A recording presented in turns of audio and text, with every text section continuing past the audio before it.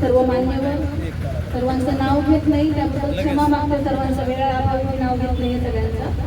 तसेच येथे उपस्थित असलेल्या माझ्या सर्व बंधू भगिनींनो, आज आपण साहित्यरत्न अण्णाभाऊ साठे यांच्या सर्व जयंतीच्या निमित्तानं येथे एकत्र जमलेलो आहोत. अण्णाभाऊंनी आपल्याला खूप महान विचार देऊन गेलेले आहेत की पृथ्वी ही शेषाच्या फणावरती नाही तर कष्टकरी श्रमिक लोकांच्या हातावरती बसलेली आहे. हा फक्त एक विचारच नाही आहे, तर या विचारातून आपल्या कष्टाला, आपल्या श्रमाला दिलेलं त्यांनी एक सर्वोच्च असं स्थान आहे असं मला वाटतं.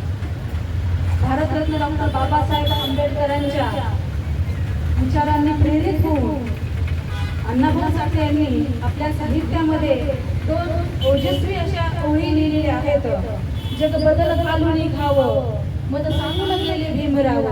ह्या 2 ओळी म्हणजे समाज परिवर्तनाचा मूल मंत्र आहे असं मला वाटतं. आणि आजच्या या जयंतीच्या दिवशी आपण सर्वांनी एक संकल्प करावा असं मला वाटतं की अण्णाभाऊ साठे यांचे विचारांचं फक्त आपण आकलन न करता किंवा त्या एक दिवसापुरतं त्यांचं साहित्याची कृती वगैरे काढून करण्यापेक्षा त्यांच्या विचारांना आपल्या आचरणामध्ये कसं आणता येईल याचा विचार करावा. आपण खूप शिकावं, मोठं व्हावं, आपल्या गावाचं नाव देश पातळीवरती उंचवावं एवढी एकच अपेक्षा तुम्हा सर्वांकडून मी इथे व्यक्त करते आणि वेळेअभावी येथेच थांबते.